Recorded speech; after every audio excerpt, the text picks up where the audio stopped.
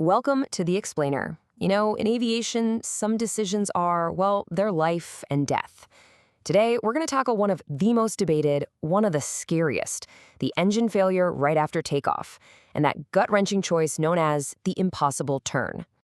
Okay, picture this. You've just taken off. The engine goes silent. You're at 500 feet. What do you do? I mean, this is the pilot's worst nightmare, right? That sudden, shocking silence. You've got literally seconds to make a decision that will determine everything. Do you land straight ahead? Or do you risk it all and try to turn back to the runway you just left? And this quote, man, it just says it all. If it works, you're a hero, and if it fails, there's a funeral. That really captures the stakes, doesn't it? It's why they call it the impossible turn. I mean, it's not a nickname you get lightly. This is a true all-or-nothing bet, and the cost of losing, well, it's absolute. So let's break this down. What makes this maneuver so incredibly deadly? It's more than just stick and rudder skills. We're talking about a perfect storm where your own brain chemistry smacks right into the cold, hard laws of physics. First up, there's the startle effect. Your engine quits, and for a few seconds, your brain just short circuits. You're processing the disbelief, right? We're talking 3, 4, even 5 seconds where you might not do anything. And at low altitude, that's an eternity. You're basically just along for the ride. And right after that freeze comes the flood. A massive shot of adrenaline hits your system. And you know all that delicate control, that finesse you practice? Poof, it's gone.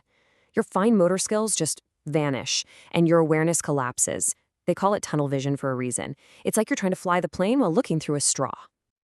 Okay, so your brain's already reeling, and then it gets hit with this powerful illusion called ground rush.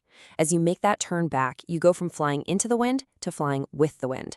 Suddenly, the ground looks like it's speeding up like crazy. And what's your gut instinct? Pull back on the controls. Pull back to slow down. But that is the absolute last thing you want to do. It's a direct invitation to a stall. And here's something that can create a really dangerous false sense of security. In training, what do? We pull the throttle to idle.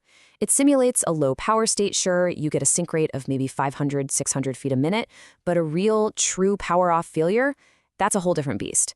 You've got a dead, windmilling propeller acting like a giant air brake. Your sync rate jumps to 700, 800, maybe even 900 feet per minute. That difference is huge, and it could be the exact reason you don't make it back. So, after all that, is the turn always impossible? Well, no, not necessarily. But here's the key. If you're going to try it, that decision can't be made in a moment of panic. It has to be based on cold, hard data and a ton of preparation. Yeah, there's no magic number, no, oh, if I'm above X feet, I'm good. It's a complex puzzle every single time you take off. You have to consider your altitude, obviously, but also your plane's climb performance, how much runway you have left, what the wind is doing. And then there are the things outside the airport, like terrain and obstacles. And maybe the biggest factor of all, your own skill and proficiency. And when we say the margins are thin, we mean razor thin. There was this great experiment done by Flight Chops where they actually tested this, and they even built in time for that startle factor. At 800 feet above the ground, the pilot said, yeah, making it back to airport property was highly doable. But check this out. At just 600 feet, a mere 200 feet lower, the outcome was not making the runway. That's how tight the window is. And that brings up a really critical point. Airport property versus the actual runway. They are not the same thing. You have to redefine what success looks like here. A successful turnback might just mean putting it down in the grass next to the runway or on a taxiway. It's not about a greased landing on the numbers. It's about getting the plane onto a survivable surface, period.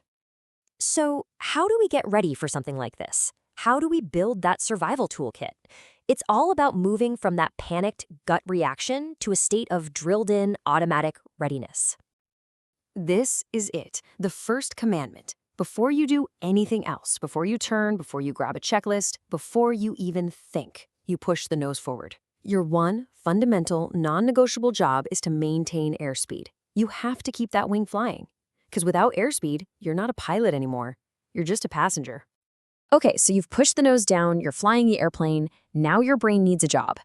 And having a simple, memorized checklist is perfect for that.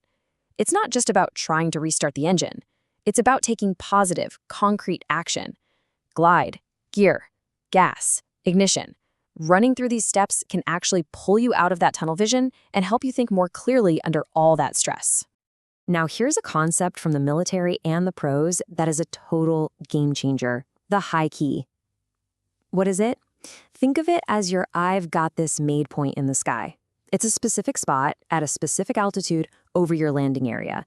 And if you can get there, you know, because you've practiced it, that you can make a safe power-off landing from that point. So why does knowing your high key matter so much? Because it turns panic into procedure. The second you realize, hey, I can make my high key, everything changes. You can actually take a breath. The panic starts to fade because you're no longer in an unknown crisis. You're just flying a maneuver you've practiced 100 times before. It's just about execution now. And that practice maneuver is the Power Off 180. Honestly, this is probably the single best skill you can practice for any engine out scenario. It's what teaches you how to manage your plane's energy, how to put it exactly on a spot of your choosing without an engine. This is the skill that builds real confidence. This is what saves lives. So when it all comes down to it, surviving something like this, it's not about being some kind of hero pilot who pulls off a miracle. It's about sinking to the level of your training. The real difference is made long before you even start the engine. You've got to know your battlefield. Before you even take off, you should be briefing your plan. Make the hard decisions while you're still safely on the ground. Look out ahead. What's a good landing spot? Straight ahead. What about 30 degrees left? 30 degrees right? You need to have those options already picked out. And that leads us to maybe the most important quote of all for a pilot. We do not rise to the occasion, we sink to the level of our most recent recurrent training. Just let that sink in. In a real crisis, you're not going to magically invent a new skill. You are simply going to perform based on what you've practiced, for better or for worse. So I'll leave you with this question, and it's one every pilot should be asking themselves. When was the last time you really practiced this? Not just pulling the power to idle, but a true power-off landing to a specific spot on the runway. Really think about it.